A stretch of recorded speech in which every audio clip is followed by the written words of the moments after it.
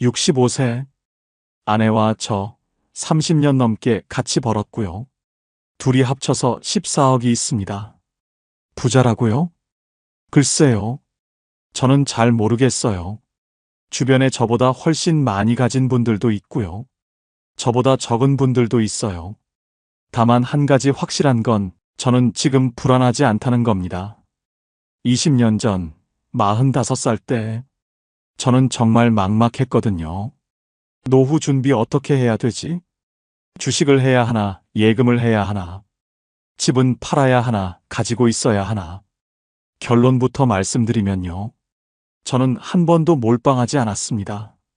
그게 14억을 만든 비결이냐고요? 아니요. 그건 아닌 것 같아요. 근데 불안하지 않게 만든 비결은 맞습니다. 오늘은 그 이야기를 해볼까 해요. 2005년 45이었습니다. 회사에서 15년 넘게 다니고 있었고요. 아이 둘은 고등학생이었어요. 큰애가 고3, 둘째가 고1. 아내는 애들 초등학교 고학년 때부터 다시 일을 시작했거든요. 출산하고 10년 넘게 쉬다가 복직한 거예요. 그때부터 우리는 맞벌이였습니다. 둘이 벌으니까 생활은 나쁘지 않았어요. 넉넉하진 않아도 부족하진 않았거든요. 그냥 열심히 살면 되는 줄 알았습니다. 근데 그해 가을에 일이 하나 있었어요. 회사 선배 한 분이 명예퇴직을 했거든요. 55세, 저보다 10년 선배였어요. 저보다 월급도 많이 받으셨고, 집도 더 좋은 데 사셨어요. 근데 송별회 자리에서 이러시더라고요. 야, 나도 솔직히 준비 안 됐어. 근데 어쩌겠어. 나가라는데. 술잔 내려놓으시면서 쓴웃음을 지으셨어요. 그 표정이 자꾸 떠오르더라고요. 나보다 10년 더 일하신 분, 나보다 돈도 더 많이 버신 분, 그런 분도 준비가 안 됐다고 하시는 거예요. 그럼 나는 10년 뒤에 나는 뭐가 달라져 있을까? 그날 밤에 집에 와서 계산기를 두드려 봤어요. 지금 통장에 얼마 있지? 퇴직금 받으면 얼마나 되지? 노후에 월 얼마는 있어야 하지? 근데 숫자가 안 맞더라고요. 대학 등록금 보내야 하고, 나중에 결혼 자금도 줘야 하고, 그거 다 빼면 노후 자금은 언제 모으지? 맞벌이라 수입은 괜찮았는데, 쓸 때도 많았거든요. 새벽까지 뒤척이다가 아내를 깨웠어요. 당신, 나 좀 얘기하고 싶은 게 있어. 아내가 눈 비비면서 일어났어요. 오늘 선배 송별회 갔다 왔거든. 그분이 자기도 준비 안 됐다고 하시더라. 우리도 준비해야 할 것 같아. 이대로 가면 안 될 것 같아. 그게 시작이었습니다. 부자가 되고 싶어서가 아니에요. 그냥 불안했거든요. 막연한 불안감. 그게 노후 준비의 시작이었습니다. 아내가 한숨을 쉬더라고요. 나도 요즘 그 생각 많이 했어. 의외였어요. 아내도 같은 고민을 하고 있었던 거예요. 친구들 만나면 다들 그 얘기야. 노후 어떡하냐고. 연금은 얼마나 나오냐고. 아내 말로는요. 친구들 중에 남편이 명퇴당한 집이 몇 개 있대요. 갑자기 수입이 끊기니까 난리가 났다고요. 어떤 집은 퇴직금으로 치킨집 차렸다가 망했대. 어떤 집은 애들 등록금 내다가 다 썼대. 남의 얘기 같지가 않더라고요. 우리는 둘이 벌잖아. 근데 그게 언제까지 될지 모르는 거잖아. 아내가 그러더라고요. 맞는 말이었어요. 지금은 둘 다 건강하니까 일하지. 근데 10년 뒤에는? 20년 뒤에는? 그날 밤 우리는 새벽 2시까지 얘기했어요. 지금 통장에 얼마 있는지, 애들 대학 보내려면 얼마 드는지, 결혼 자금은 얼마나 줘야 하는지 다 꺼내놓고 얘기했습니다. 계산해 보니까요. 등록금이랑 결혼 자금까지 주면 우리한테 남는 게 거의 없더라고요. 이대로 가면 안 되겠다. 아내도 고개를 끄덕였어요. 근데 뭘 어떻게 해야 하는 거야? 그건 나도 몰랐어요. 주식을 해야 하는지, 예금을 해야 하는지, 부동산을 사야 하는지 일단 알아보자. 주변에도 물어보고 책도 읽어보고 아내가 그러더라고요. 돈을 나눠야 할 것 같아. 애들 등록금, 결혼 자금, 노후 자금. 다 섞어 놓으면 나중에 헷갈릴 거야. 그 말이 맞았어요. 한 통장에 다 넣어두면 급할 때 꺼내 쓰게 되거든요. 노후 자금도 결국 손대게 될 거예요. 통장을 따로 만들자. 목적별로 나눠서 관리하자. 그날 밤 우리가 정한 건 딱 두 가지였어요. 하나, 뭔가 준비를 시작하자. 둘, 돈을 목적별로 나누자. 구체적인 건 아직 몰랐어요. 근데 방향은 잡힌 것 같았습니다. 아내랑 같은 마음이라는 게 다행이었어요. 혼자였으면 못했을 것 같거든요. 그날 이후로 본격적으로 알아보기 시작했습니다. 노후 준비를 해야겠다고 마음먹고 나니까요. 더 혼란스러워지더라고요. 주변에 물어봤거든요. 근데 하는 말이 다 달랐어요. 회사 동료 한 명은 이러더라고요. 야, 요즘 세상에 예금만 하면 바보야. 주식 해야 돼. 복리의 마법이라고 들어봤어? 그 친구는 주식으로 꽤 벌었다고 했어요. 몇 천만 원 수익 났다고 자랑을 하더라고요. 근데 다른 선배는 정반대였습니다. 주식. 그거 도박이야. 나 IMF 때 반 토막 났어. 그 뒤로 절대 안 해. 그 선배는 예금이 최고라고 하셨어요. 원금 보장되는 게 어디냐고요. 또 다른 분은 부동산을 추천하셨어요. 땅은 배신 안 해. 작은 거라도 하나 사놔. 어떤 분은 연금보험 들어야 한다고 하고요. 어떤 분은 달러를 사놔야 한다고 하고요. 듣다 보니까 머리가 복잡해지더라고요. 다 맞는 말 같기도 하고, 다 틀린 말 같기도 하고, 책도 몇 권 읽어봤어요. 재테크 책, 노후 준비 책. 근데 읽으면 읽을수록 더 헷갈렸습니다. 어떤 책은 주식 올인하라고 하고, 어떤 책은 현금이 왕이라고 하고, 어떤 책은 부동산 갈아타기 하라고 하고, 대체 뭘 믿어야 하는 거야? 아내한테 푸념을 했어요. 다들 하는 말이 달라. 누구 말을 들어야 할지 모르겠어. 아내가 가만히 듣더니 이러더라고요. 근데 그 사람들 다 부자야? 뭐, 주식하라는 사람, 예금하라는 사람. 그 사람들 노후 준비 다 돼 있어? 생각해보니까 아니더라고요. 다들 그냥 자기 생각을 말하는 거였어요. 남들 말 듣지 말고 우리 상황에 맞게 하자. 아내가 그러더라고요. 맞는 말이었습니다. 남들이 뭘 하든 우리한테 맞는 게 따로 있는 거잖아요. 그날부터 생각이 좀 정리되기 시작했어요. 남의 말 말고 우리 기준을 세워야겠다고요. 그렇게 며칠을 고민했어요. 주식을 할까, 예금을 할까, 부동산을 살까, 연금을 들까. 뭘 해야 할지 모르겠더라고요. 하나를 고르면 다른 게 아쉽고, 다른 걸 고르면 또 그게 아쉽고, 저녁 먹다가 또 그 얘기가 나왔어요. 나는 주식이 좀 무서워. 근데 예금만 하면 물가에 밀린다잖아.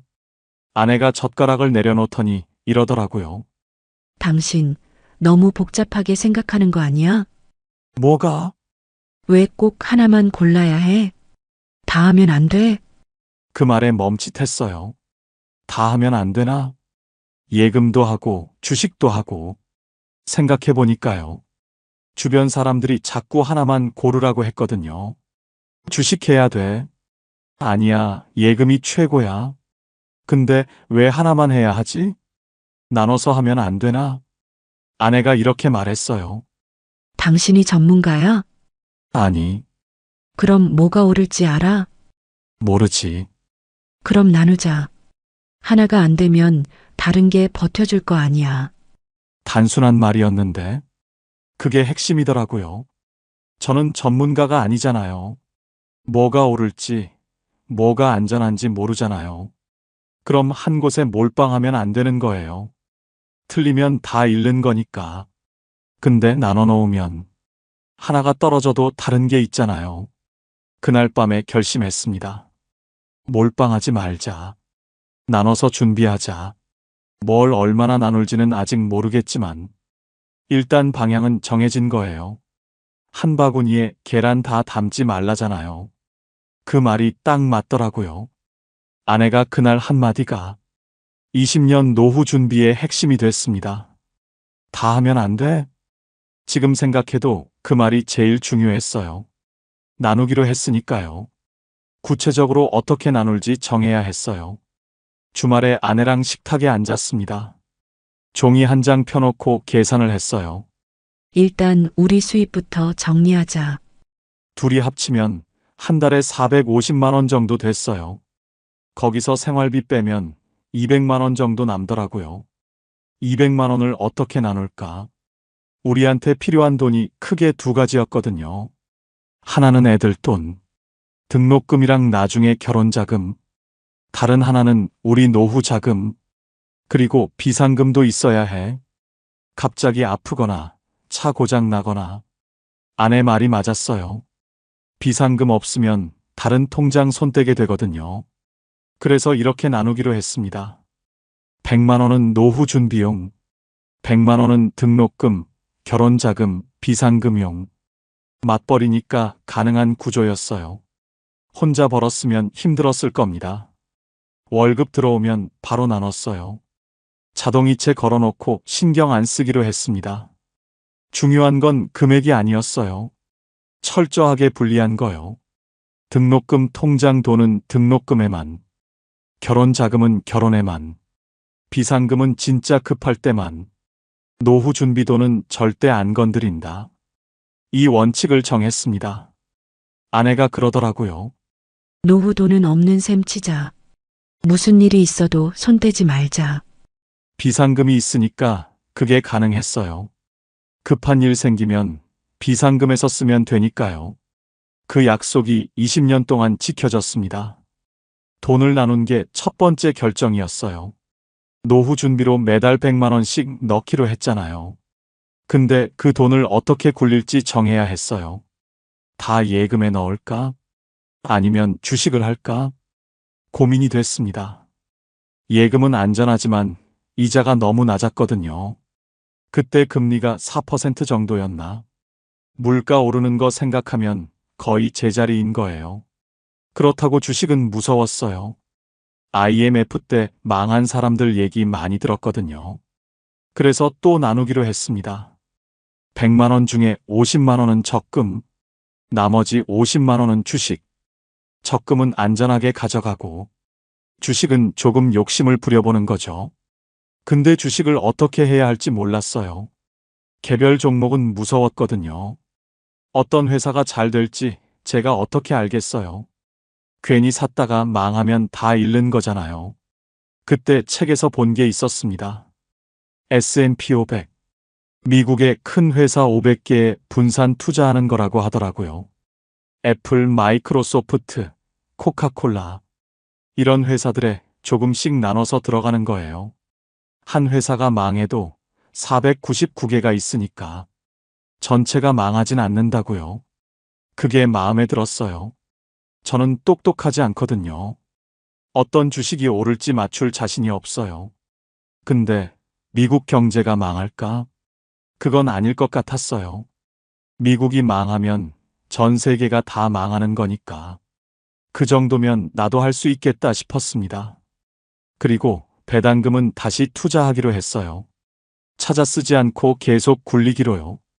복리의 힘이라고 하잖아요. 배당금을 다시 넣으면 그게 또 불어난다고요.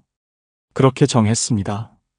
매달 50만 원은 적금, 매달 50만 원은 S&P 500. 배당금은 제 투자. 거창한 전략이 아니었어요. 그냥 모르니까 나누고 안 건드리는 거였습니다. 그렇게 시작했습니다. 2005년 가을부터요. 매달 월급 들어오면 바로 나눴어요. 50만 원은 적금 통장으로, 50만 원은 S&P 500으로. 처음엔 솔직히 실감이 안 났어요. 50만 원씩 넣어봤자 얼마나 모이겠어. 근데 1년이 지나니까 보이더라고요. 적금 통장에 600만 원, S&P 500에도 600만 원 넘게. 2년이 지나니까 1200만 원씩, 3년이 지나니까 1800만 원씩, 적금은 꼬박꼬박 이자가 붙고 S&P 500도 조금씩 올라가더라고요. 아, 이게 되는구나. 복리라는 게 이런 건가 보다. 매달 계좌 확인하는 게 재미있어졌어요. 조금씩 불어나는 숫자 보면 뿌듯하더라고요. 아내한테 보여줬어요. 이것 봐. 3년 됐는데 이만큼 모였어. 아내도 좋아하더라고요. 우리 잘하고 있는 거 맞네. 이대로 20년 하면 진짜 되겠다. 그때는 희망이 보였어요. 숫자가 증명해 주니까 믿음이 생기더라고요.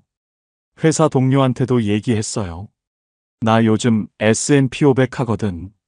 3년 됐는데 꽤 괜찮아. 동료가 부럽다고 하더라고요. 자기도 해야 하는데 맨날 미룬다고요. 그때까지만 해도 순탄했습니다. 주식 시장도 괜찮았고 금리도 나쁘지 않았어요. 세계 경제가 잘 돌아가고 있었거든요. 이대로만 가면 되겠다 싶었어요. 20년 뒤에는 꽤 모이겠다 싶었습니다.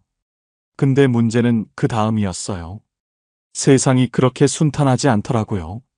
순조롭게 가다가 갑자기 폭풍이 오는 거예요. 3년 동안 모은 돈. 그게 한순간에 반토막 날 줄은 몰랐습니다. 2008년이 오고 있었어요. 2008년 9월이었어요. 뉴스에서 난리가 났더라고요. 리먼 브라더스라고 미국의 큰 투자은행이 있었거든요. 그게 망하면서 글로벌 금융위기가 터진 거예요. 처음엔 남의 일인 줄 알았어요. 미국 은행이 망했다는데 나랑 무슨 상관이야? 근데 그 다음 날부터 주식 시장이 무너지기 시작했어요. 매일 뉴스에서 폭락 얘기만 나왔습니다. 세계 경제가 무너진다. 대공황이 온다. 다들 공포에 떨고 있었어요. 저도 불안해서 계좌를 열어봤어요. 열기가 무서웠는데 안 볼 수도 없더라고요. 마이너스 40%. 3년 동안 모은 돈이 반토막 나 있었습니다.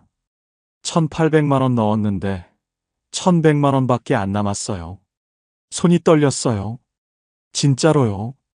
핸드폰 들고 있는 손이 덜덜 떨렸습니다. 아내한테 차마 말을 못 하겠더라고요. 눈을 못 마주치겠는 거예요. 같이 아껴서 모은 돈인데, 내가 주식하자고 해서 넣은 돈인데, 저녁 먹는데 밥이 안 넘어갔어요. 아내가 눈치를 챘는지 물어보더라고요. 왜 그래? 무슨 일 있어? 주식? 고개를 끄덕였어요. 숫자를 보여줬습니다. 아내 표정이 굳더라고요. 한숨을 쉬었어요. 얼마나 빠진 거야? 40%. 그날 밤 둘 다 말이 없었어요. 회사에서도 분위기가 흉흉했습니다. 구조조정 얘기가 나오고 다들 불안해하고 있었어요. 점심시간에 동료들끼리 모이면 온통 주식 얘기였어요. 나 다 팔았어. 더 떨어지기 전에. 지금이라도 팔아. 바닥이 어딘지 몰라. 저도 솔직히 팔고 싶었어요. 더 떨어지면 어떡하나. 원금이라도 건져야 하는 거 아닌가. 밤에 잠이 안 오더라고요. 새벽 3시에 눈이 떠져서 천장만 바라봤어요. 그때가 제일 힘들었습니다. 노후 준비 시작한 거 후회도 됐어요. 그냥 예금만 할 걸. 왜 주식을 했을까? 3년 동안 열심히 모았는데 이게 다 물거품이 되는 건가? 그 생각에 잠을 못 잤습니다. 며칠을 고민했어요. 팔아야 하나 말아야 하나. 매일 뉴스 보면서 가슴이 철렁했습니다. 오늘도 떨어졌다. 내일은 또 얼마나 떨어질까? 뉴스만 틀면 공포스러운 말들이 쏟아졌어요. 세계 경제 붕괴, 대공황 재현. 전문가들도 바닥이 어딘지 모른다고 했습니다. 동료들은 하나둘씩 손절하고 있었어요. 점심 먹다 보면 다들 주식 얘기였거든요. 누구는 어제 다 팔았대. 누구는 반이라도 건졌대. 그 말 들으면 저도 팔아야 하나 싶더라고요. 나만 바보같이 들고 있는 건 아닌가. 회사에서 집에 오는 길이 무거웠어요. 지하철에서 핸드폰 계좌 열어보면 매일 숫자가 줄어 있었거든요. 어느 날 저녁이었어요. 밥을 먹는데 숟가락이 안 들어가더라고요. 아내가 먼저 말을 꺼냈습니다. 며칠째 잠을 못 자니까 눈치를 챈 거예요. 팔까 말까 고민 중이라고 했어요. 더 떨어지기 전에 팔아야 하는 거 아닌가? 원금이라도 건져야 하는 거 아닌가? 아내가 한참 생각하더니 이렇게 물었어요. 그 돈 지금 써야 해? 그 말에 멈칫했어요. 노후 자금이잖아요. 20년 뒤에 쓸 돈이지 지금 쓸 돈이 아니잖아요. 그러게요. 왜 지금 팔아야 하지? 지금 팔면 진짜 손해야. 안 팔면 아직 손해 아니잖아. 맞는 말이었어요. 지금 팔면 마이너스 40%가 진짜 손해가 되는 거고, 안 팔면 그냥 화면 위의 숫자일 뿐인 거잖아요. 20년 뒤에 쓸 돈인데, 20년 뒤에 올라 있으면 되는 거 아닌가. 파는 순간 끝이지만, 버티면 기회는 있는 거니까요. 그날 밤 결심했습니다. 안 팔기로요. 무섭긴 했어요. 내일 또 떨어질 수도 있으니까. 더 떨어지면 어쩌나 하는 생각도 들었고요. 근데 아내 말이 맞았어요. 지금 당장 쓸 돈이 아니잖아. 그럼 굳이 지금 팔 이유가 없는 거예요. 그리고 적금이 있으니까 버틸 수 있었어요. 노후 자금 전부가 주식이었으면 못 버텼을 겁니다. 반은 안전하게 은행에 있다는 게 나머지 반을 버티게 해준 거예요.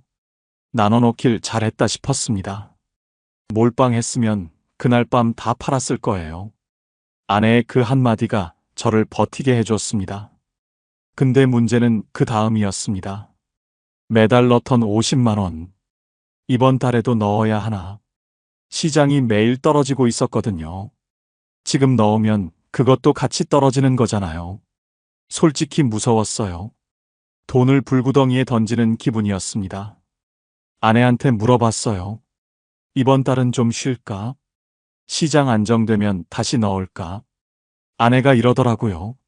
한번 멈추면 다시 시작하기 어려워. 맞는 말이었어요.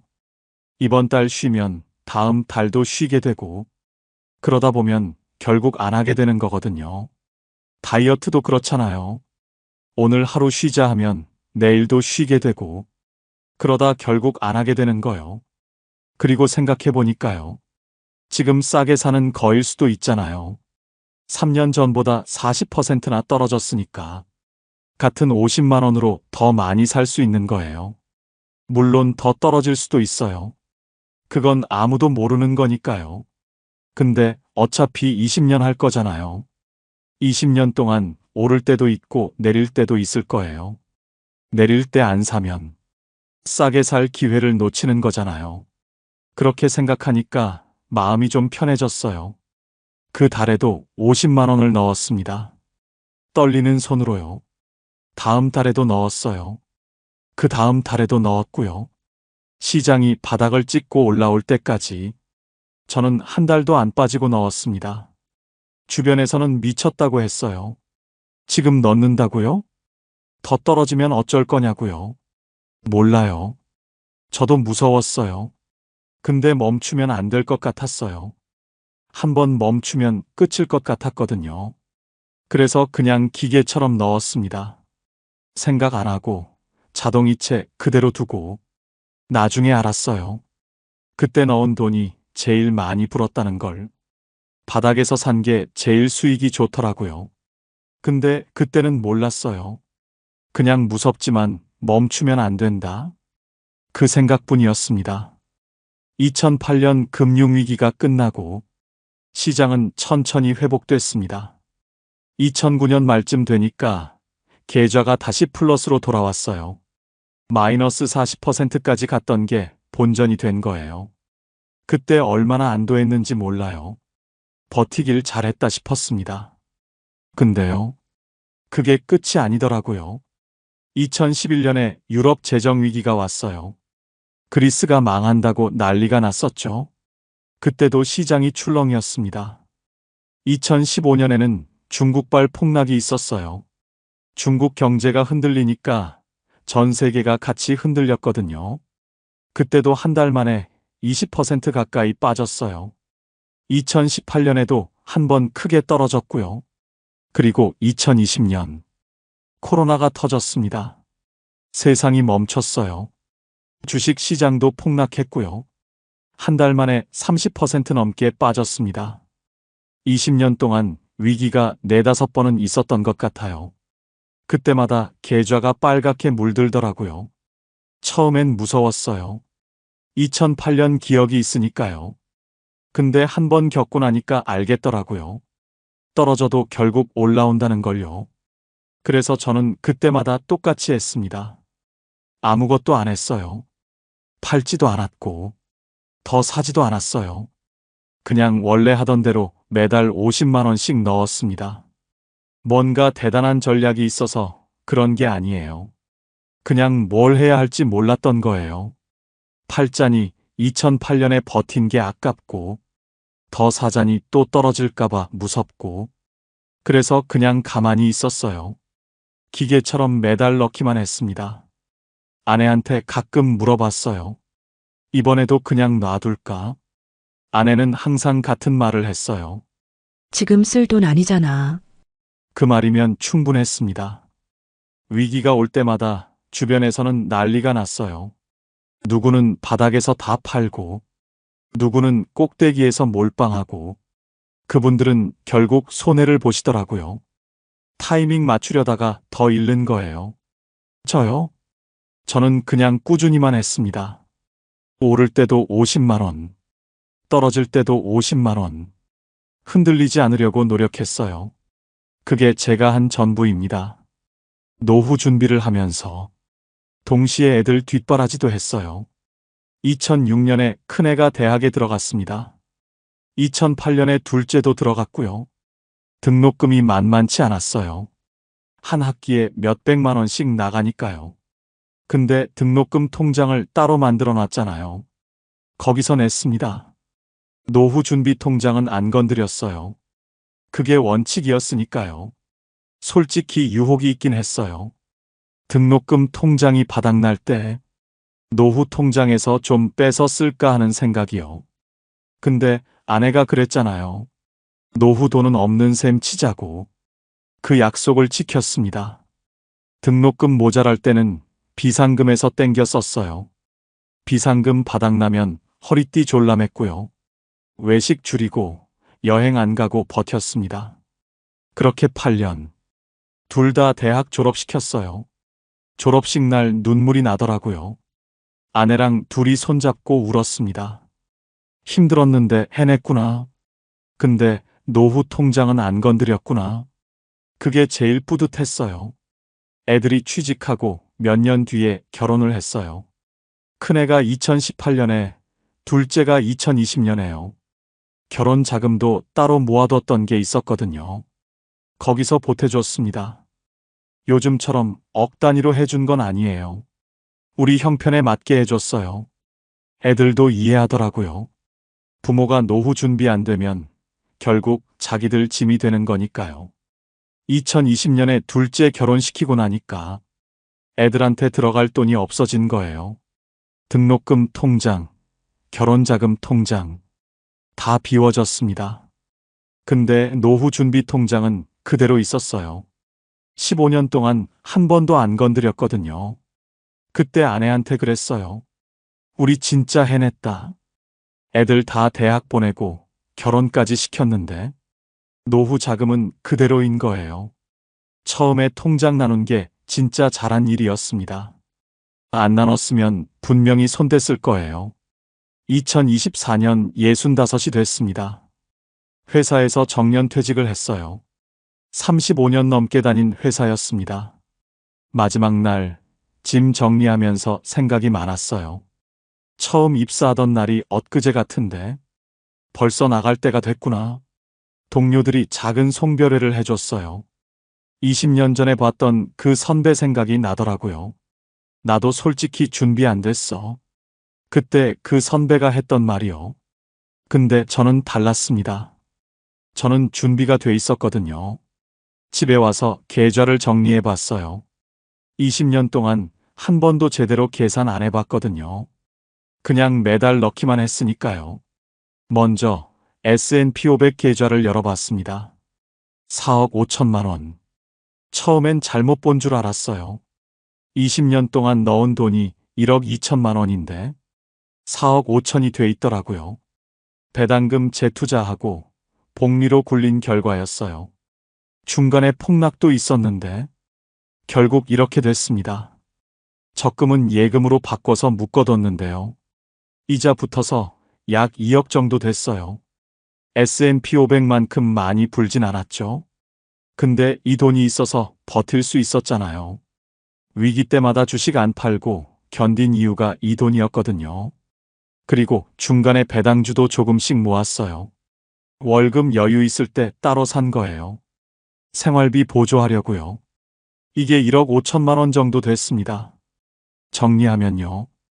S&P 500이 4억 5천, 은행 예금이 2억, 배당주가 1억 5천, 금융자산만 8억이었어요. 아내한테 보여줬습니다.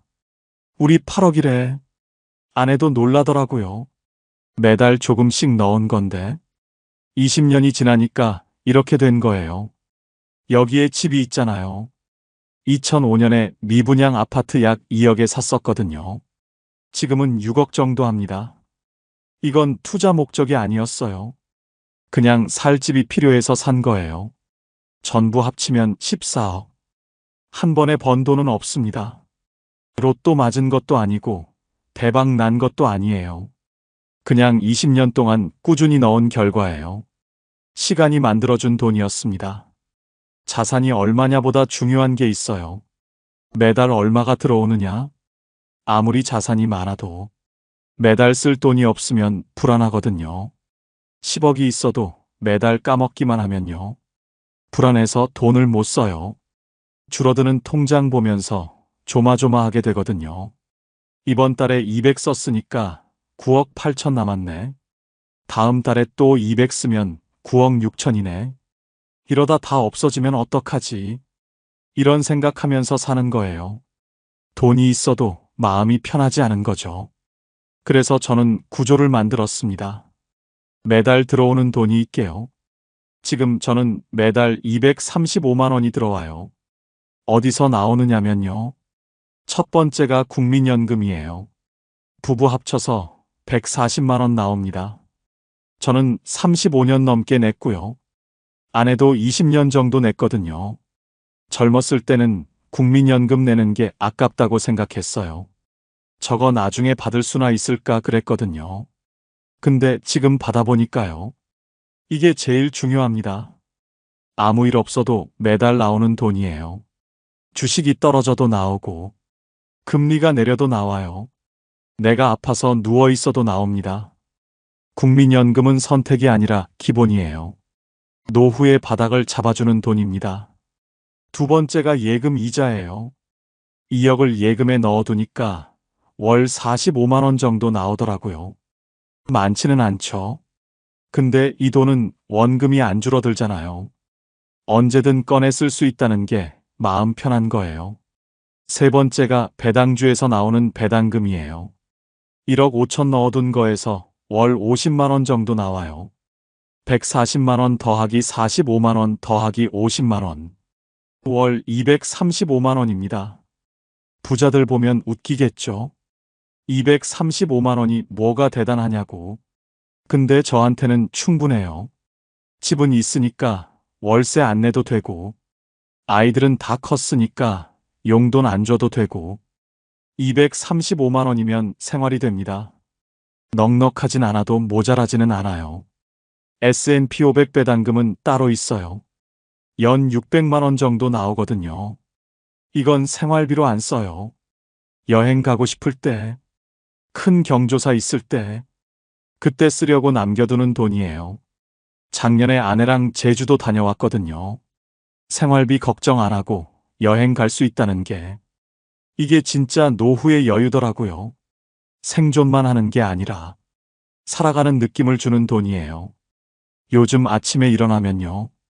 천천히 커피 한 잔 마십니다. 급할 게 없어요. 출근 안 해도 되니까. 35년 동안 아침마다 전쟁이었거든요.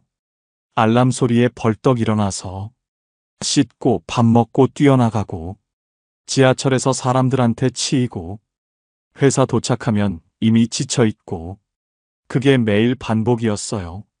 지금은 그럴 필요가 없어요. 눈 떠지면 일어나고 커피 내려서 천천히 마시고 창밖으로 해 뜨는 거 보면서요.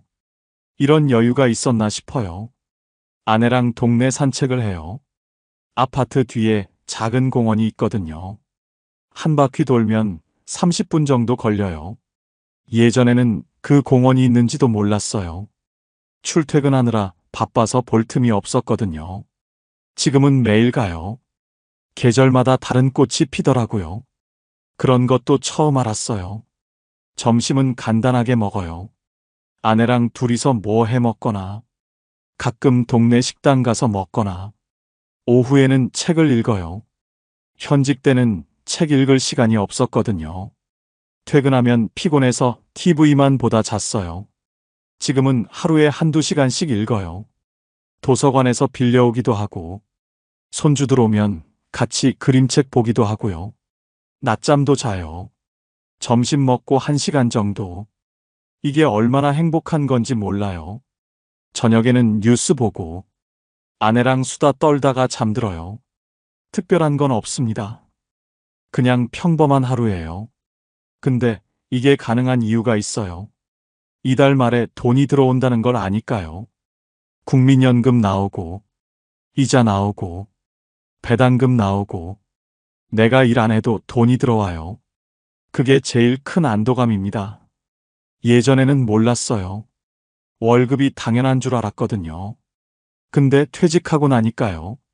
매달 들어오는 돈이 있다는 게 얼마나 큰 위안인지 알겠더라고요. 일 안 해도 돈이 들어온다. 그래서 조급하지 않아요. 그래서 평범한 하루가 가능한 거예요. 화려하진 않아요. 남들한테 자랑할 것도 없고요. 근데 불안하지 않아요. 그게 제일 중요한 것 같습니다. 챕터 16 불안하지 않은 삶. 돌이켜보면요. 제가 잘한 건 3가지입니다. 첫 번째, 둘이 같이 번 거요. 혼자 벌었으면 이 구조가 안 됐어요. 생활비 쓰고 애들 뒷바라지하면 남는 게 없었을 겁니다. 아내가 다시 일을 시작해준 게 컸어요. 둘이 벌어서 나눌 수 있었던 거예요. 두 번째, 몰빵하지 않은 거요. 주식에 다 넣었으면 2008년에 다 팔았을 거예요. 예금만 했으면 물가에 밀렸을 거고요. 나눠서 했으니까 버틸 수 있었어요. 서로가 서로를 지켜준 거예요. 세 번째, 멈추지 않은 거요. 위기가 와도 무서워도 그 달에도 50만 원씩 넣었어요. 기계처럼 20년을 넣었습니다. 저는 부자가 아니에요. 14억이라고 해도 요즘 서울 아파트 하나 값도 안 돼요. 근데 불안하지 않아요. 매달 들어오는 돈이 있고 아내랑 여행 갈 여유도 있으니까요. 많이 가진 게 아니라 안 흔들리게 가진 거요. 오늘 영상이 도움이 되셨다면요. 좋아요 한번 눌러주시면 감사하겠습니다. 비슷한 고민하시는 분들께 공유해 주셔도 좋고요. 구독 안 하신 분들은 구독도 부탁드려요. 봄날 이야기였습니다. 감사합니다.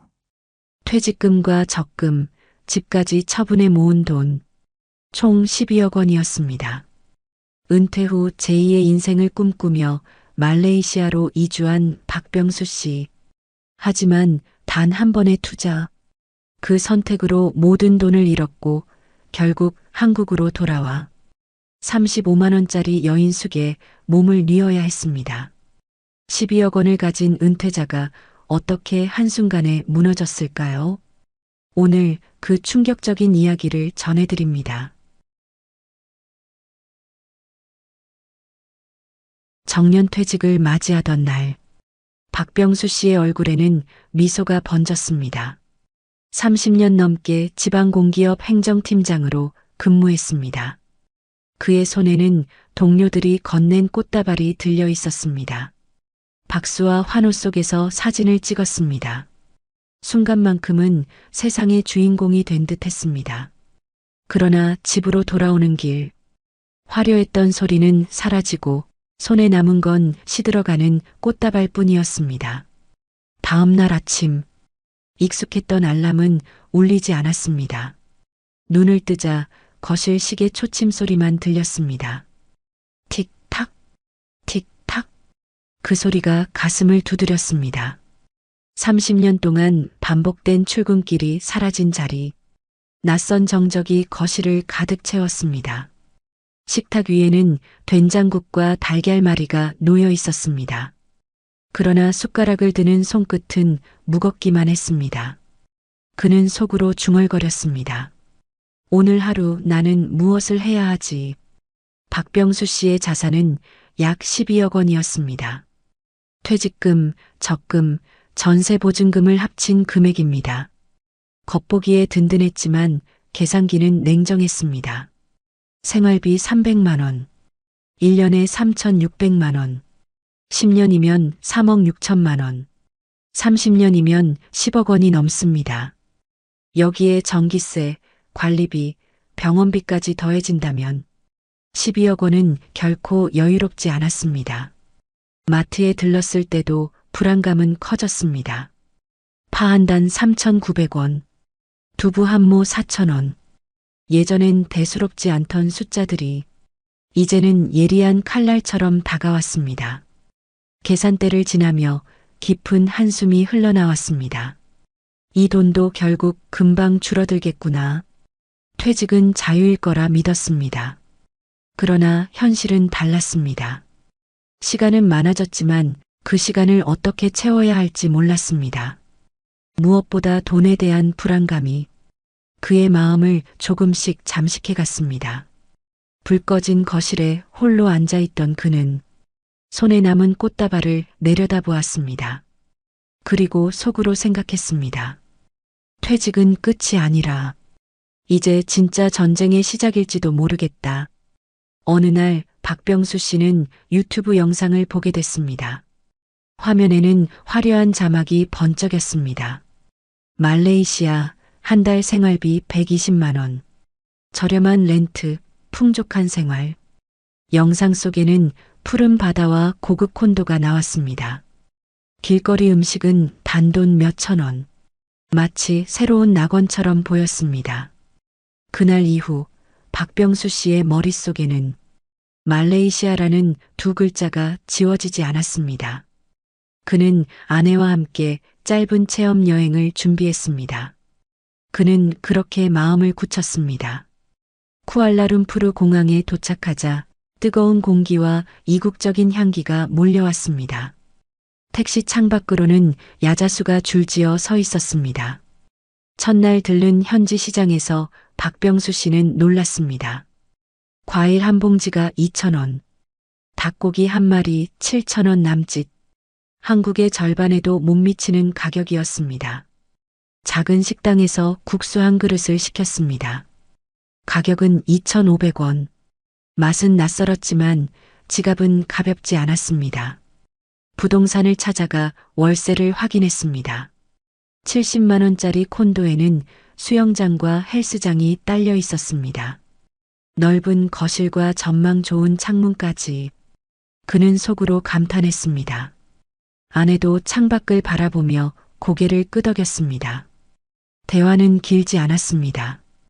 그러나 두 사람의 마음속에는 같은 생각이 피어났습니다. 그날 밤 숙소에서 그는 영수증을 꺼내 보았습니다. 과일 2,000원, 국수 2,500원, 월세 70만 원. 하나하나가 믿기 어려운 숫자였습니다. 박병수 씨는 마음속으로 확신했습니다. 여기라면 은퇴 후에도 충분히 여유롭게 살 수 있겠다. 창밖으로 번져가는 불빛을 바라보며 그는 오래간만에 희망이라는 단어를 떠올렸습니다. 체험 여행을 마친 뒤 박병수 씨는 결심했습니다. 그는 아내와 상의했고 부부는 3개월간 준비에 들어갔습니다. 비자 대행 절차, 항공권 예약, 집 정리와 잔금 처리, 매일같이 해야 할 일이 쌓여갔습니다. 그러나 가장 큰 문제는 가족이었습니다. 자녀들은 강하게 반대했습니다. 아버지, 언어도 문제예요. 의사소통 안 되면 큰일 납니다. 병원 시설도 불편해요. 한국이 훨씬 안전합니다. 짧은 대화였지만 그 속에는 간절함이 담겨 있었습니다. 하지만 박병수 씨의 마음은 이미 멀리 향해 있었습니다. 아이들의 만류에도 그는 해외 이주를 택했습니다. 그는 속으로 그렇게 되뇌었습니다. 비자 대행 비용과 항공료, 정착을 위한 각종 수수료까지 총 4천만 원 가까운 돈이 빠져나갔습니다. 드디어 출국의 날, 공항 출국장에 들어서는 순간 박병수 씨의 가슴은 벅차올랐습니다. 멀리서 손을 흔드는 아이들의 얼굴은 희미하게 멀어졌습니다. 그 순간에도 그는 스스로에게 말했습니다. 말레이시아에 도착한 부부는 새 아파트에 입주했습니다. 넓은 거실, 새 가구, 시원한 바람이 불어왔습니다. 짐을 풀고 앉은 첫날 밤, 박병수 씨는 창문 밖 도시의 불빛을 바라보며 속으로 안도했습니다. 말레이시아에 정착한 지 얼마 지나지 않아 박병수 씨는 현지 한인 모임에 참석했습니다. 좁은 카페에는 20여 명의 한국인들이 모여 있었습니다. 어색한 미소들이 오가는 가운데 박병수 씨는 구석 자리에 조용히 앉았습니다. 그때 한 남자가 다가왔습니다. 사업가 유도현이었습니다. 정장 차림새가 단정했고 미소는 지나칠 만큼 환했습니다. 모임이 끝난 뒤 유도현은 자연스럽게 제안했습니다. 차로 집까지 데려다 주겠다는 것이었습니다. 박병수 씨는 처음엔 사양했습니다. 하지만 유도현의 거듭된 권유에 결국 차에 올랐습니다.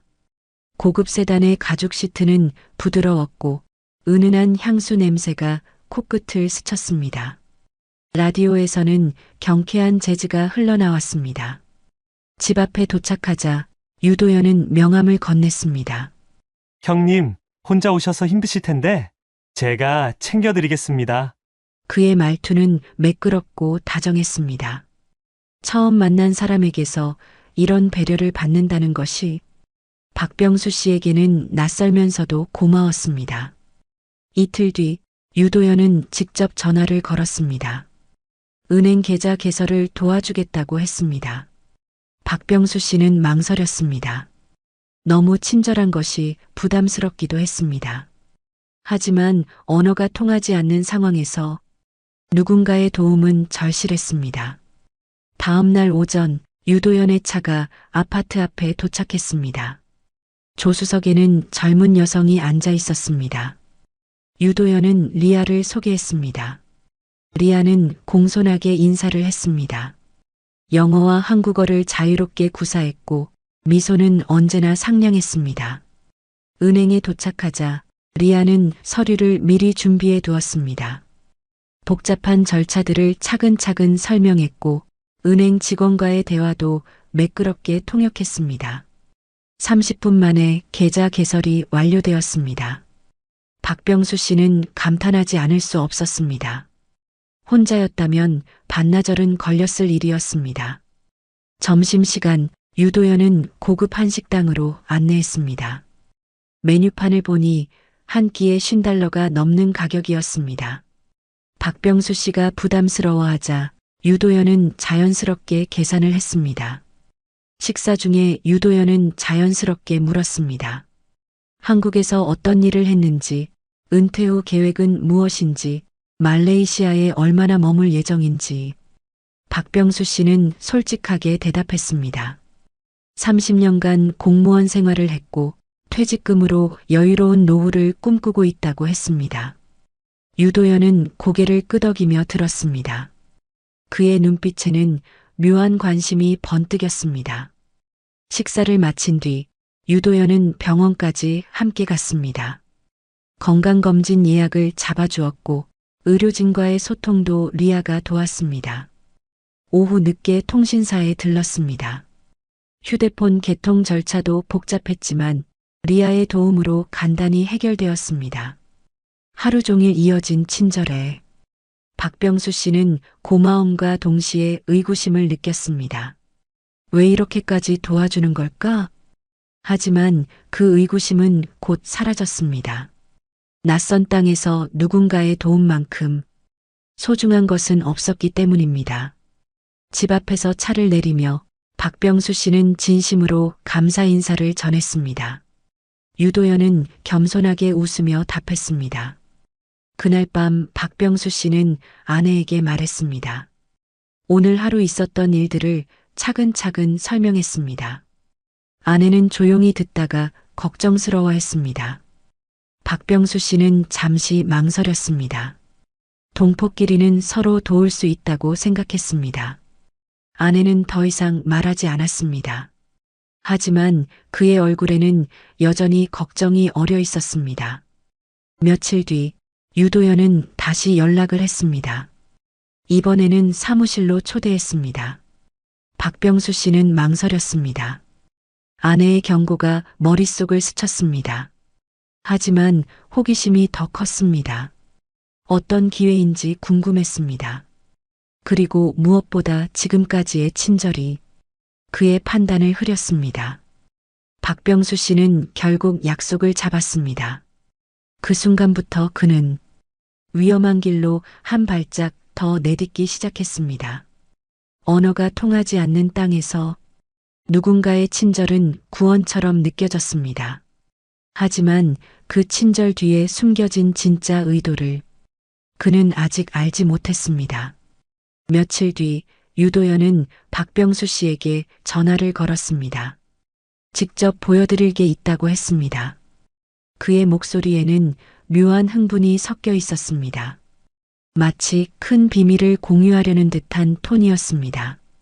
30분 뒤 유도연의 검은색 세단이 아파트 앞에 도착했습니다. 차 안에는 은은한 향수 냄새가 퍼져 있었고 가죽 시트의 감촉이 고급스러웠습니다. 차가 도시를 벗어나 외곽으로 향할수록 박병수 씨의 마음에는 묘한 설렘이 피어올랐습니다. 창밖으로는 점점 한적한 풍경이 펼쳐졌습니다. 40분을 달려 도착한 곳은 끝없는 황무지였습니다. 모래와 잡초만 가득한 벌판이 지평선까지 이어졌습니다. 뜨거운 바람만이 허공을 가르며 흩날렸습니다. 박병수 씨는 차에서 내려 주변을 둘러보았습니다. 어디를 봐도 개발의 흔적은 찾을 수 없었습니다. 오래된 간판 몇 개만이 덩그러니 서 있을 뿐이었습니다. 여기에 무언가가 들어설 수 있을까? 그는 속으로 의구심을 품었습니다. 그 순간 유도연은 고급스러운 태블릿을 꺼냈습니다. 화면을 켜자 3D 조감도가 펼쳐졌습니다. 컬러풀한 그래픽이 눈길을 사로잡았습니다. 넓은 도로가 격자 모양으로 뻗어 있었고 그 사이로 현대적인 상가들이 줄지어 서 있었습니다. 고층 빌딩 사이에는 푸른 공원이 조성돼 있었습니다. 유리 벽면을 가진 대형 쇼핑몰이 중앙에 자리했고 그 주변으로는 고급 주거단지가 배치돼 있었습니다. 마치 미래 도시의 청사진 같았습니다. 유도연은 화면을 확대하며 설명을 시작했습니다. 2년 후면 이곳이 상업지구로 변한다고 했습니다. 투자하면 배당과 거주 비자까지 해결된다고 했습니다. 박병수 씨는 태블릿 화면에 빨려 들어갔습니다. 황량한 현실과 화려한 청사진 사이의 간극이 컸지만 그래픽의 완성도는 의심할 여지가 없어 보였습니다. 옆에 서 있던 리아가 서류 뭉치를 꺼냈습니다.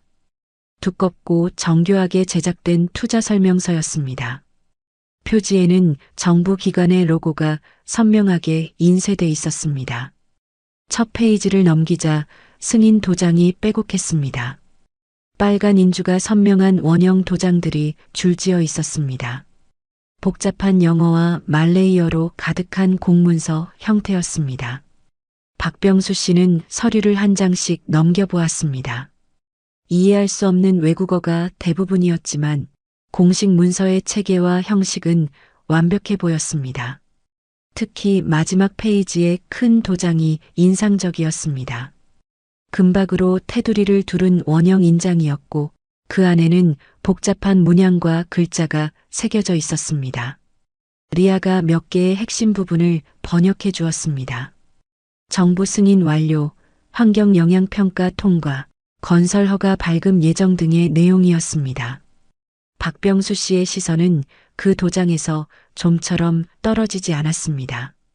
마치 모든 것이 진짜로 보장된 듯한 착각에 빠졌습니다. 의심보다는 확신이 서서히 자리 잡기 시작했습니다. 유도연은 추가로 몇 장의 사진을 보여주었습니다. 비슷한 다른 지역의 개발 사례들이었습니다. 3년 전 황무지였던 곳이 지금은 번화가가 된 모습이었습니다. 이곳도 똑같은 과정을 거칠 겁니다. 유도연의 목소리에는 확신이 가득했습니다. 박병수 씨는 다시 주변을 둘러보았습니다. 여전히 황량한 벌판이었지만 이제는 다르게 보이기 시작했습니다. 머릿속에는 이미 화려한 상업지구가 그려지고 있었습니다. 사람들로 북적이는 거리, 화려한 네온사인, 활기찬 쇼핑몰과 카페들의 모습이 선명했습니다. 그는 자신도 모르게 그 일부가 되고 싶다는 욕망을 느꼈습니다. 투자만 하면 그 꿈 같은 미래를 소유할 수 있다는 생각이 가슴속을 서서히 파고들었습니다. 리아가 마지막으로 수익률표를 보여주었습니다. 1년차 15%, 2년차 25%, 3년차 40%의 배당금이 깔끔한 그래프로 정리돼 있었습니다. 은행 금리가 고작 3%인 현실과 비교하면 엄청난 수익률이었습니다. 박병수 씨의 계산기가 머릿속에서 돌아갔습니다. 10억 원을 투자하면 1년에 1억 5천만 원. 3년이면 원금의 80%를 배당금으로 받는 셈이었습니다. 게다가 원금은 그대로 남아있다는 조건이었습니다. 황무지 위에 서 있었지만 그의 상상 속에는 이미 화려한 미래가 펼쳐져 있었습니다. 현실과 환상 사이의 경계가 흐려지기 시작했습니다. 집으로 돌아오는 차 안에서 박병수 씨는 창밖으로 스쳐 지나가는 풍경을 바라보았습니다. 아직도 허허벌판의 이미지가 눈앞에 아른거렸지만 그 위에 덧씌워진 청사진이 더 선명하게 떠올랐습니다.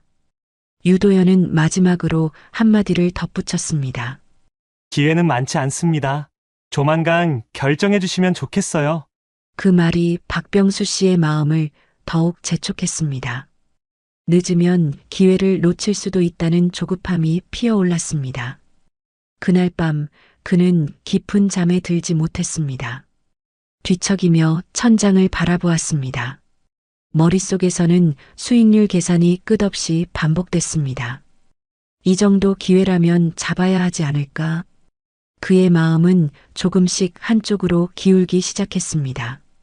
위험한 선택을 향해 한 발짝씩 다가가고 있었습니다. 집으로 돌아온 저녁, 박병수 씨는 현관문을 열며 깊은 한숨을 내쉬었습니다. 하루 종일 머릿속을 맴돌던 청사진이 아직도 선명했습니다. 아내는 거실에서 뜨개질을 하고 있었습니다. 그녀는 박병수 씨의 얼굴을 보자마자 무언가 달라졌음을 느꼈습니다. 평소보다 들뜬 표정이었고 걸음걸이도 가벼웠습니다. 그의 옷깃에서 낯선 향이 났습니다.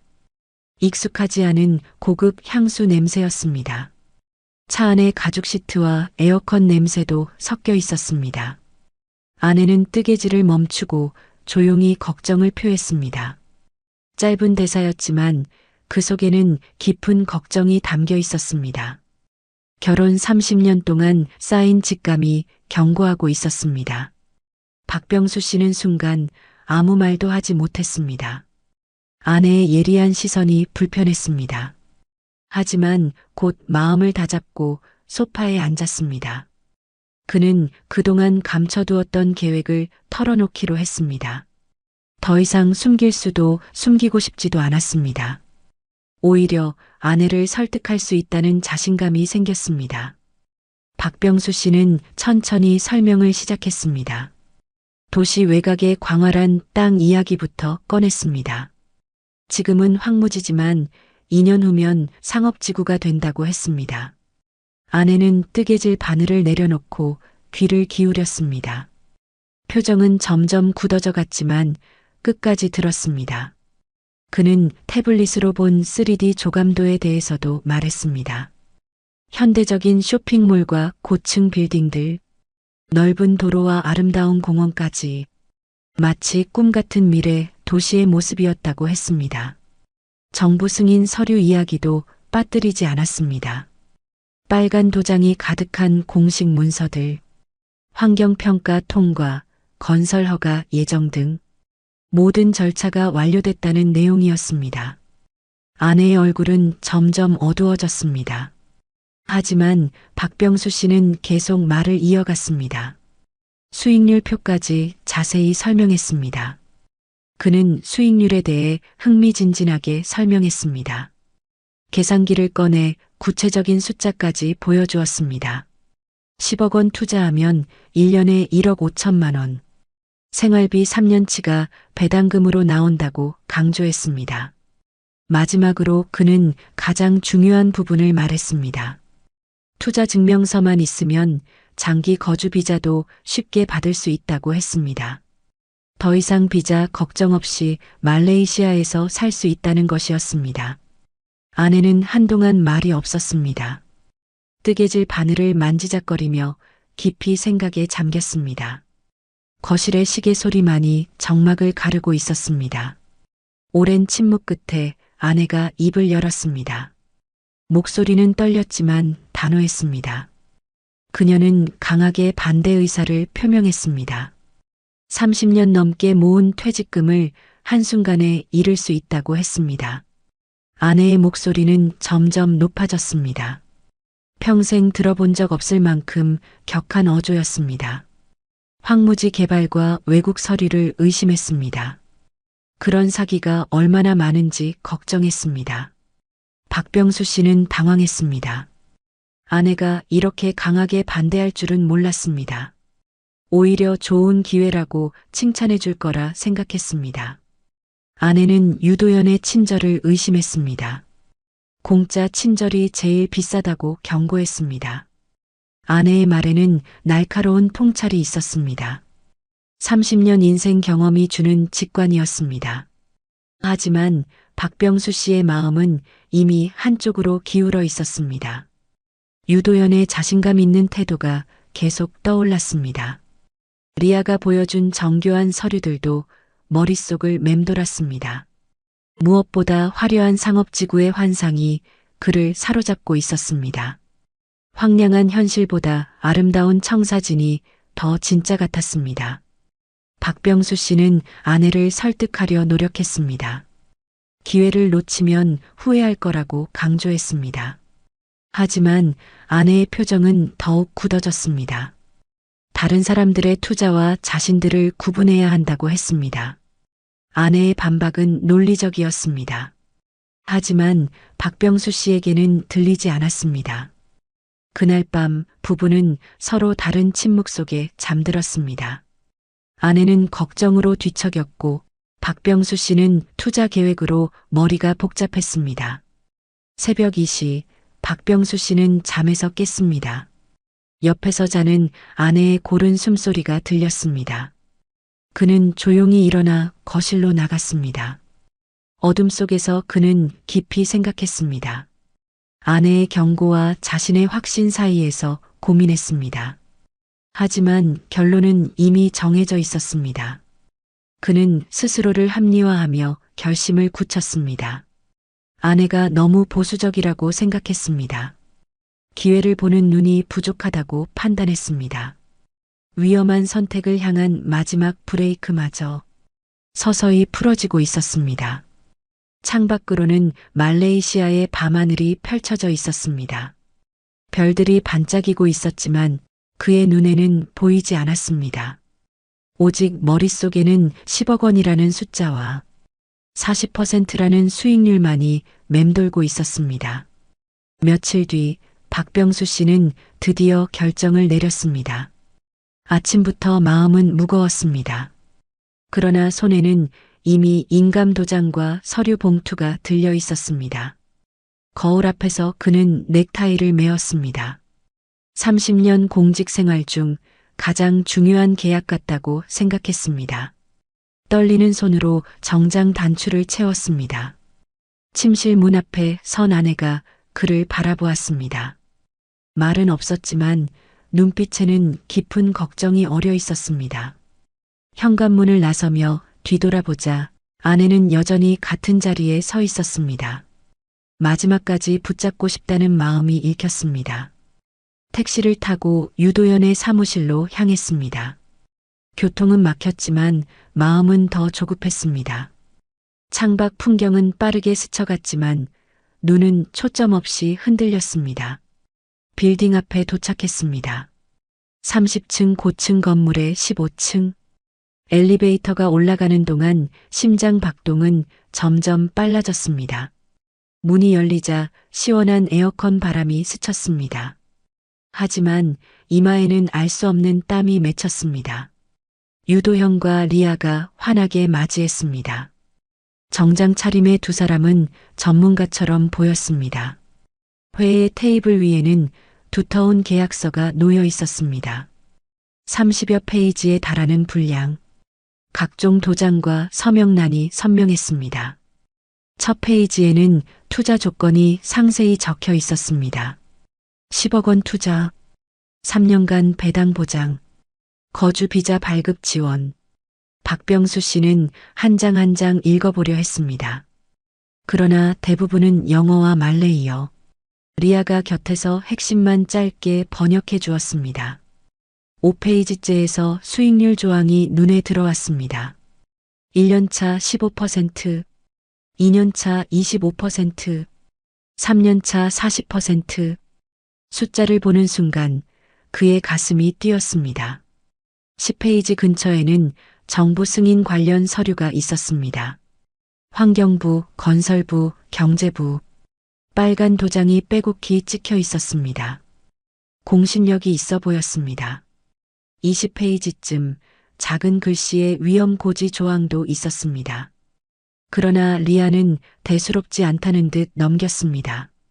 마지막 페이지. 서명란과 인감날인 칸이 눈에 들어왔습니다. 목에서 침이 꿀꺽 넘어갔습니다. 유도연이 금빛 펜촉에 만년필을 건넸습니다.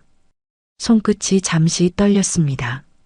아내의 얼굴이 떠올랐습니다.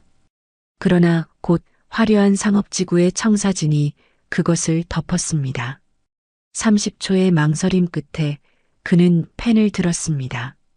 또박또박 이름을 적고 인감 도장을 꾹 눌렀습니다.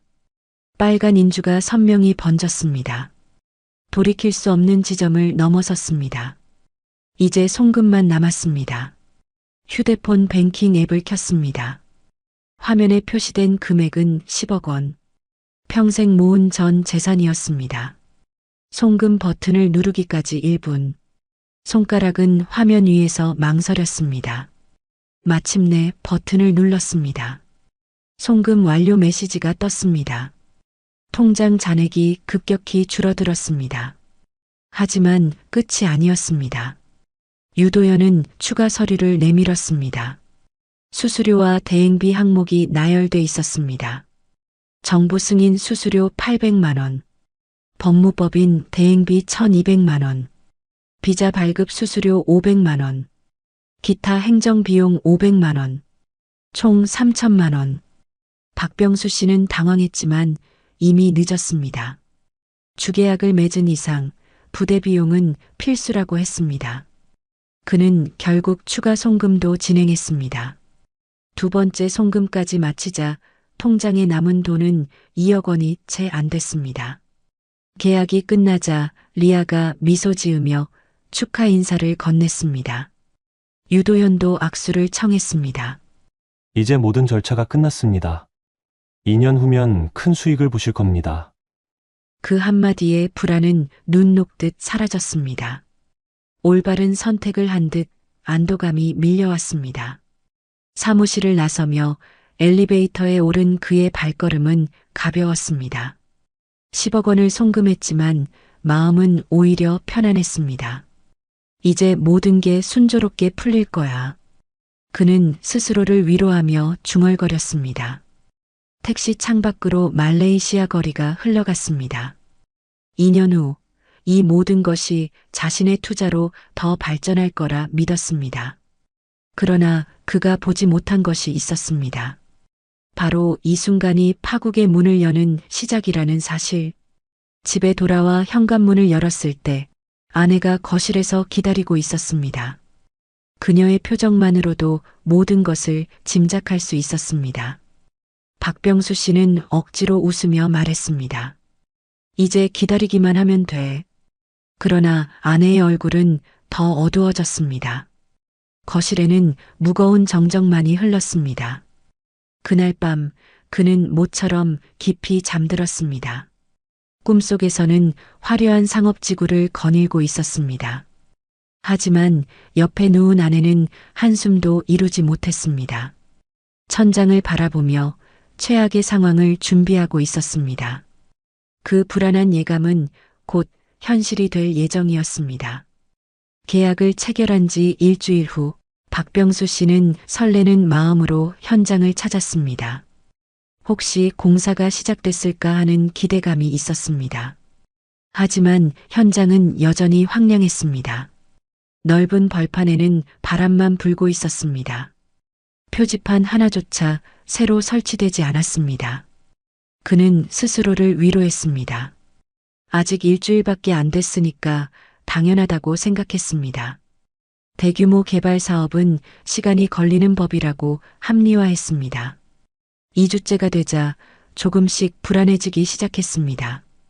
유도연에게 전화를 걸어 진행 상황을 물어보았습니다. 환경심사가 예상보다 오래 걸린다는 대답이 돌아왔습니다. 한 달째 박병수 씨는 다시 현장을 방문했습니다. 이번에는 아내와 함께 갔습니다. 혹시 자신이 놓친 변화가 있을까 싶었습니다. 현장에 도착한 아내는 한숨을 내쉬었습니다. 한 달 전과 완전히 똑같은 모습이었습니다. 잡초만 조금 더 자란 것 말고는 변화가 없었습니다. 정말 여기에 뭔가 지어질까요? 아내의 목소리에는 의심이 가득했습니다. 박병수 씨는 답변을 피했습니다.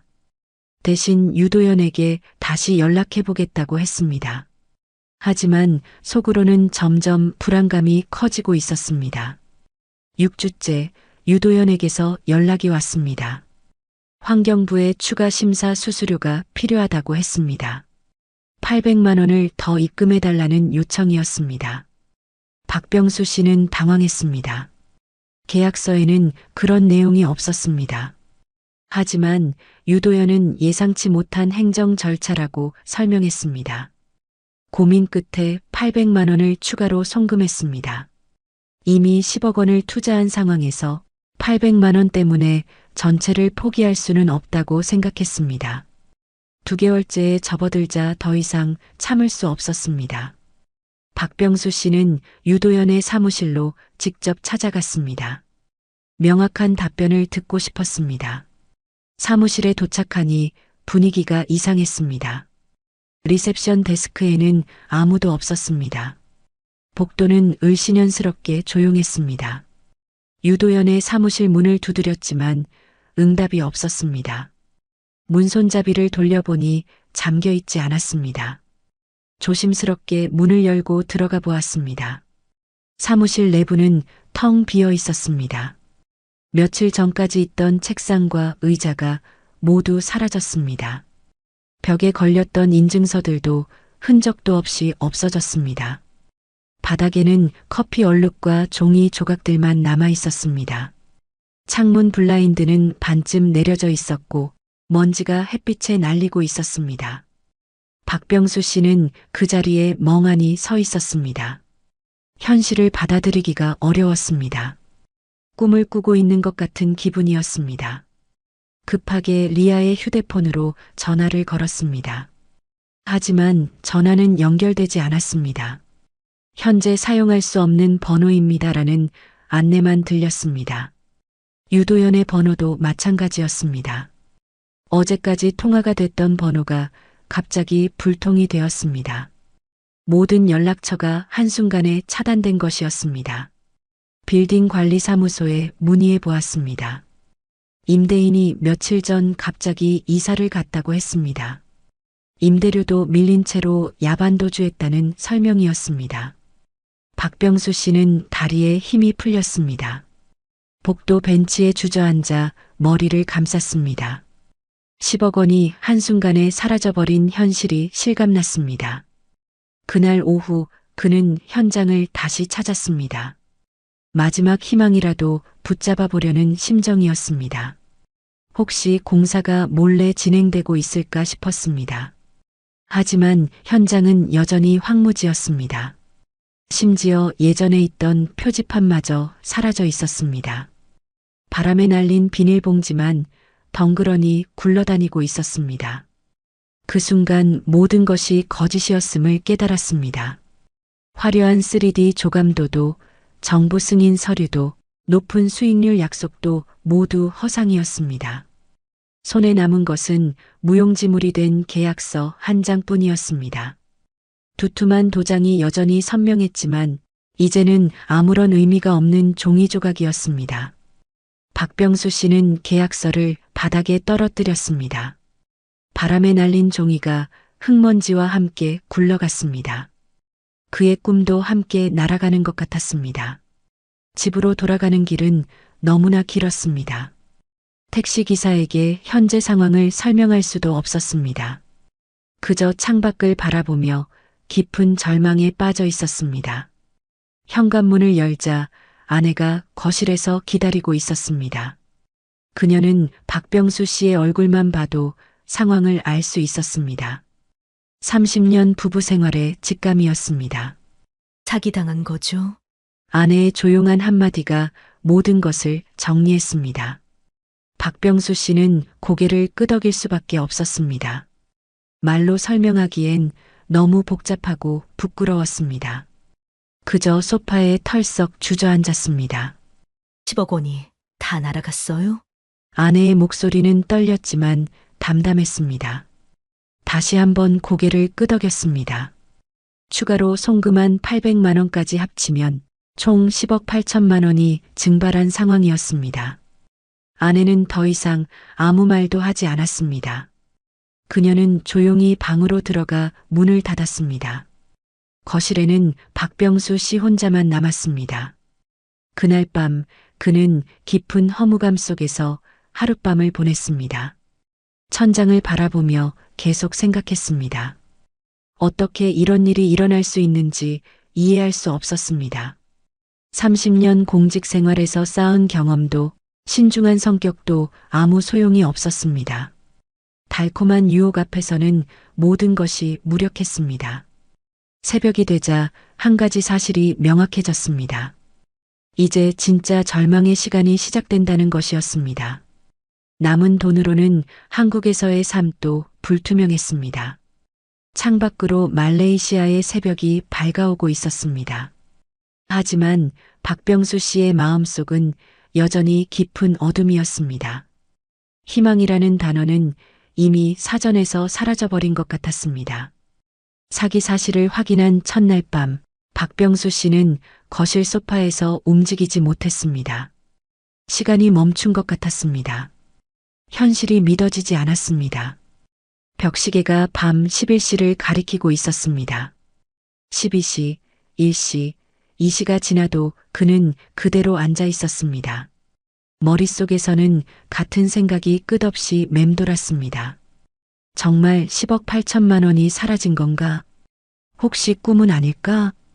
내가 뭔가 잘못 본 건 아닐까? 휴대폰을 꺼내 은행 앱을 다시 열어보았습니다. 통장 잔액은 여전히 1억 2천만 원이었습니다. 송금 내역을 확인했습니다. 10억 원, 3천만 원, 800만 원. 모든 기록이 선명하게 남아 있었습니다. 유도연의 번호로 다시 전화를 걸어보았습니다. 현재 사용할 수 없는 번호입니다. 똑같은 안내 멘트만 반복됐습니다. 리아의 번호도 사무실 번호도 마찬가지였습니다. 모든 연락처가 완전히 차단된 상태였습니다. 그제야 사기라는 현실이 조금씩 실감나기 시작했습니다. 새벽 4시가 되어서야 박병수 씨는 잠자리로 향했습니다. 하지만 잠은 오지 않았습니다. 눈을 감으면 유도연의 환한 미소가 떠올랐습니다. 리아가 보여준 화려한 청사진도 선명했습니다. 어떻게 그렇게 완벽하게 속일 수 있지? 나는 왜 의심하지 못했을까? 아내의 경고를 왜 듣지 않았을까? 후회와 자책이 파도처럼 밀려왔습니다. 베개에 얼굴을 묻고 한참을 울었습니다. 30년 넘게 흘리지 않았던 눈물이었습니다. 둘째 날 아침, 박병수 씨는 거울을 보고 놀랐습니다. 하룻밤 사이에 10년은 늙어 보였습니다. 눈가에는 깊은 주름이 패여 있었습니다. 아침을 차려놓은 아내 앞에서도 말이 없었습니다. 숟가락을 들었다가 내려놓기를 반복했습니다. 목구멍으로 아무것도 넘어가지 않았습니다. 아내는 애타면서도 조심스러운 목소리로 뭐라도 먹어보라고 권했습니다. 박병수 씨는 고개만 저었습니다. 입을 열면 울음이 터질 것 같았습니다. 차라리 침묵이 나았습니다. 오전 내내 그는 현장을 다시 찾았습니다. 혹시 공사가 시작됐을까 하는 마지막 희망 때문이었습니다. 하지만 여전히 황무지였습니다. 벌판 한가운데 서서 하늘을 올려다보았습니다. 구름 한 점 없는 맑은 하늘이었습니다. 그 하늘이 원망스러웠습니다. 왜 이렇게 맑은 거야? 내 기분처럼 비라도 와야 하는 거 아니야? 점심때가 되어도 식욕이 없었습니다. 오후에는 은행을 찾아갔습니다. 송금 취소가 가능한지 물어보려고 했습니다.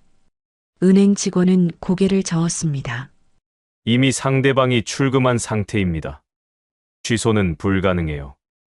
그 말을 듣는 순간 다리에 힘이 풀렸습니다. 은행 로비 의자에 주저앉았습니다. 정말 끝났구나. 셋째 날, 박병수 씨는 분노의 시간을 맞았습니다. 더 이상 슬픔이 아니라 화가 치밀었습니다. 이 자식들이 평생 욕을 하지 않던 그의 입에서 거친 말이 나왔습니다. 거실을 서성거리며 주먹을 꽉 쥐었습니다. 유도현과 리아의 얼굴이 떠오를 때마다 때려주고 싶은 충동이 일었습니다. 계약서를 꺼내 찢어버리고 싶었습니다. 하지만 그것마저도 증거라고 생각해 참았습니다. 대신 벽을 주먹으로 쳤습니다. 아프지도 않네. 정신적 고통이 너무 커서 육체적 고통은 느껴지지 않았습니다. 오후에는 인터넷으로 비슷한 사기 사례들을 찾아봤습니다. 수십 개의 글이 검색됐습니다. 말레이시아 부동산 사기, 해외 투자 사기 등등. 나만 당한 게 아니구나. 그 사실이 위로가 되기보다는 더 화가 났습니다. 그럼 왜 더 조심하지 못했지? 댓글을 하나씩 읽어봤습니다. 어떻게 그런 뻔한 사기에 당하냐? 요즘 세상에 그런 고수익이 어디 있냐? 상식적으로 생각해봐도 익명의 비난들이 가슴을 찔렀습니다. 다른 사람들 눈에는 정말 바보 같아 보이는 선택이었습니다. 부끄러움과 분노가 뒤섞였습니다. 넷째 날부터는 체념의 시간이 시작됐습니다. 분노도 지쳐버렸습니다. 그저 멍하니 천장만 바라보며 누워 있었습니다.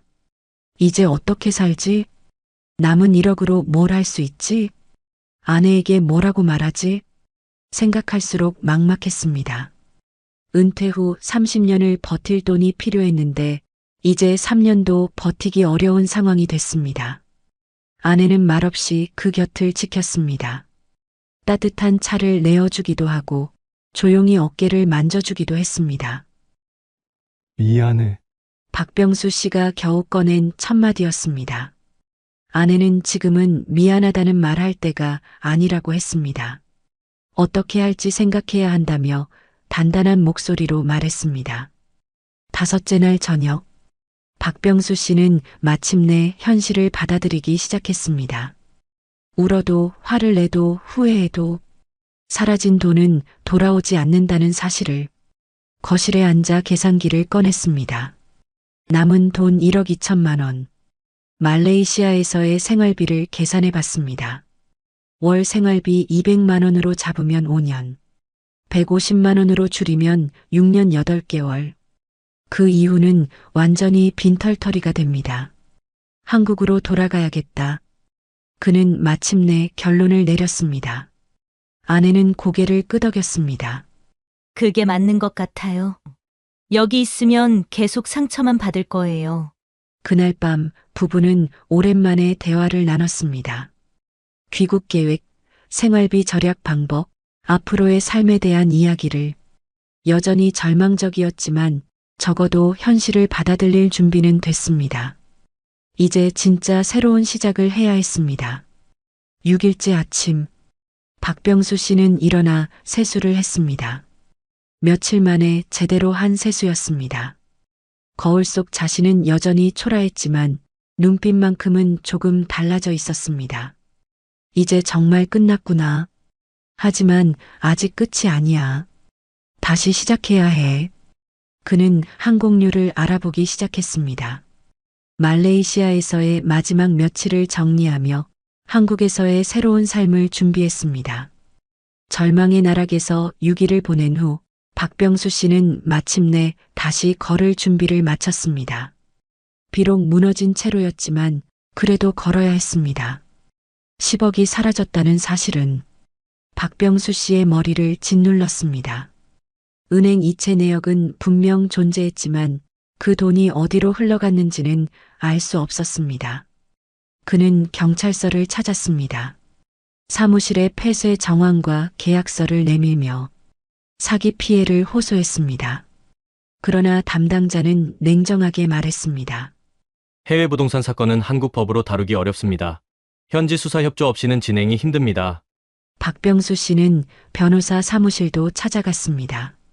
상담을 들은 변호사는 고개를 저었습니다. 국제 소송은 비용이 많이 듭니다. 몇 년을 끌어도 결과가 보장되지 않아요. 책상 위 견적서에는 수천만 원이 적혀 있었습니다. 그 순간 그는 무력감을 느꼈습니다. 집으로 돌아왔을 때 아내는 깊은 한숨을 내쉬고 있었습니다. 박병수 씨의 얼굴을 보자 차갑게 말했습니다. 당신은 돈만 잃은 게 아닙니다. 제 믿음도 잃었어요. 짧은 한마디였지만 그보다 더 무거운 심판은 없었습니다. 그날 밤 거실에 앉아있던 그는 계약서를 다시 꺼내 들었습니다. 굵은 도장은 여전히 선명했지만 이제는 아무 의미도 없었습니다. 돈을 잃은 절망보다 더 큰 고통은 가족의 신뢰마저 잃었다는 사실이었습니다. 박병수 씨는 천천히 눈을 감았습니다. 머릿속에는 신뢰라는 두 글자만이 가슴을 깊게 파고들고 있었습니다. 사기를 당한 뒤 박병수 씨의 마음속에는 깊은 상처가 남았습니다. 매일같이 후회와 분노가 교차했습니다. 그런 그의 곁에 한 지인이 다가왔습니다. 형님, 여기서라도 조금 만회해 보시죠. 그는 은밀하게 불법 게임장을 권했습니다. 처음에 박병수 씨는 단호히 거절했습니다. 하지만 어느 날 발걸음이 그곳으로 향하고 말았습니다. 구경만 해보자. 스스로를 합리화하며 문을 열었습니다. 실내는 화려한 조명과 소음으로 가득했습니다. 화면 위 숫자들이 쉴 새 없이 바뀌고 사람들의 환호와 탄식이 뒤섞였습니다. 처음엔 그냥 앉아 지켜보았습니다. 그러다 작은 베팅을 해보았습니다. 그리고 뜻밖에도 승리를 거두었습니다. 작은 금액이었지만 그 순간 그의 가슴은 크게 요동쳤습니다. 혹시 여기서 잃은 돈을 되찾을 수 있지 않을까? 그러나 본전을 찾겠다는 집착은 곧 더 큰 구멍을 만들었습니다. 처음엔 수백만 원, 곧 수천만 원이 사라졌습니다.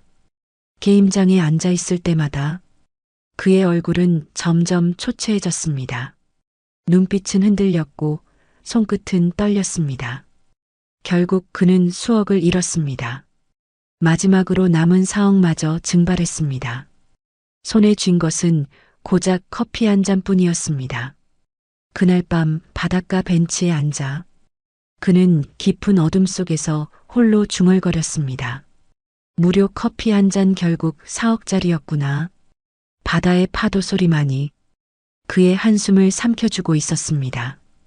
은행 앱을 열었을 때 박병수 씨의 눈에 들어온 숫자는 단 한 줄이었습니다.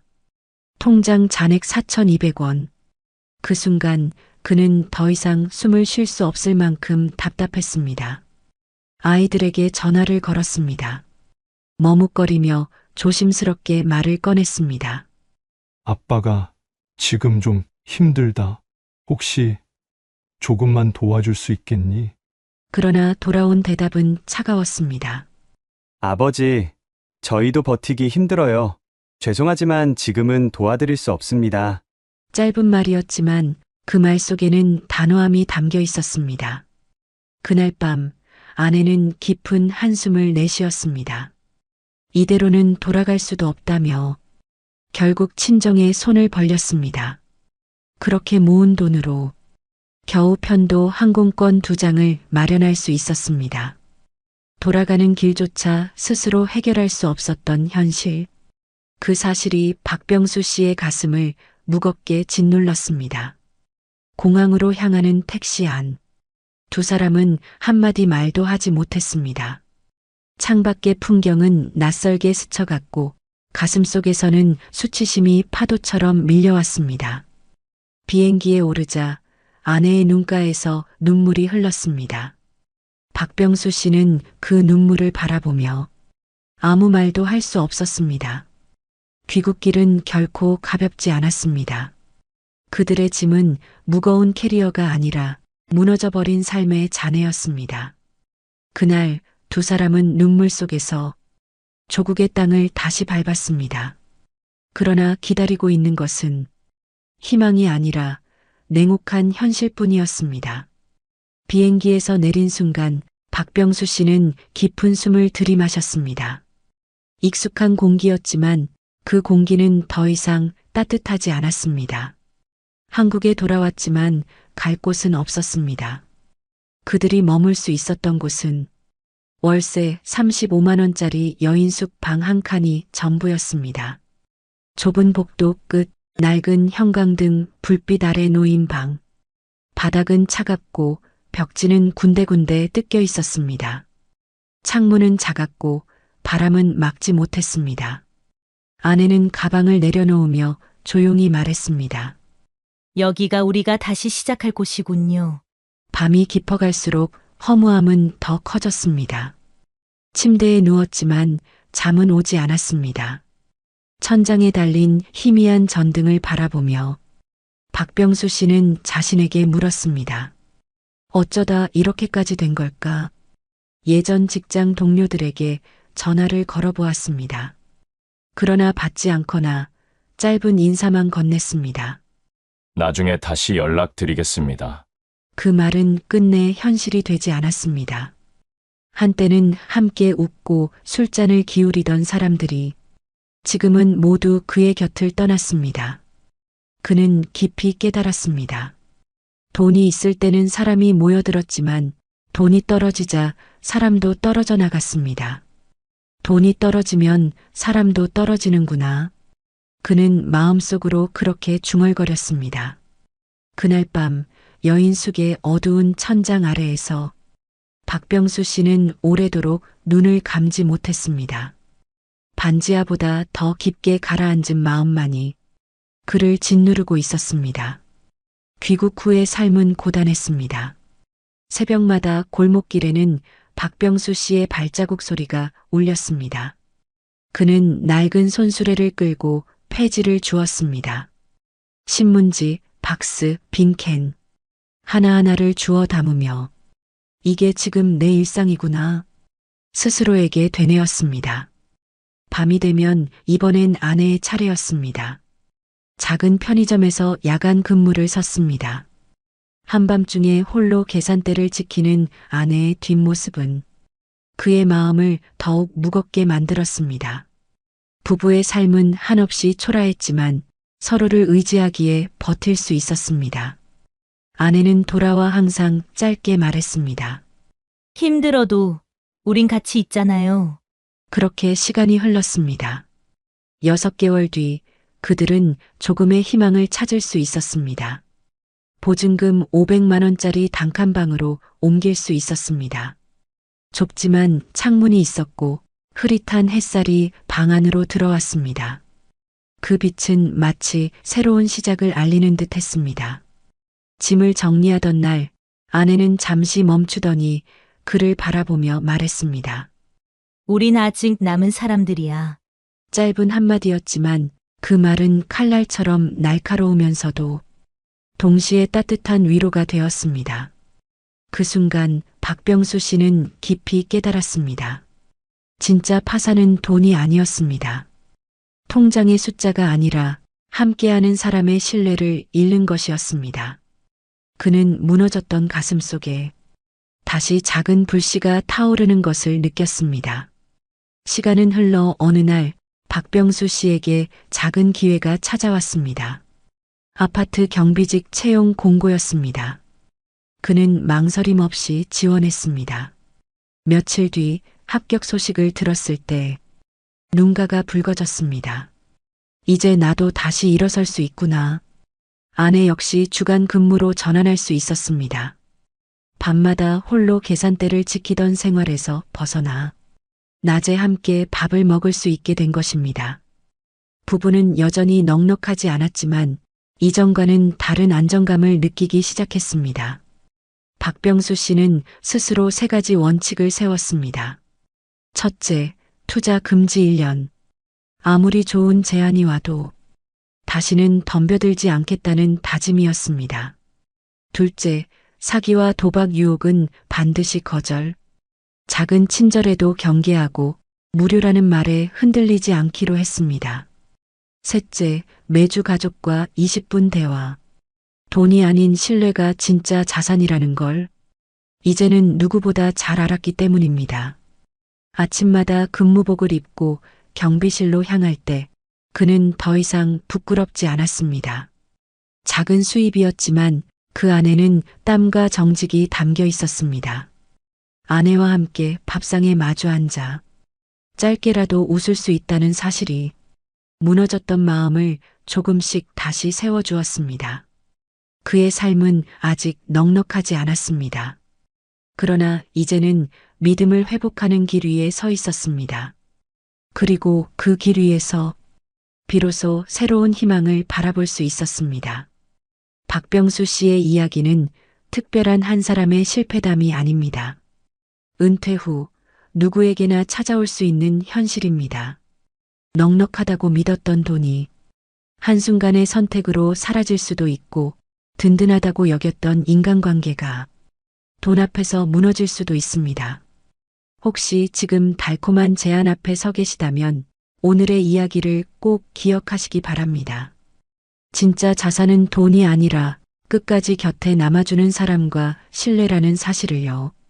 이 영상이 도움이 되셨다면 구독과 알림 설정으로 함께 해주시기 바랍니다. 여러분의 한 번의 클릭이 저희에게는 큰 힘이 됩니다.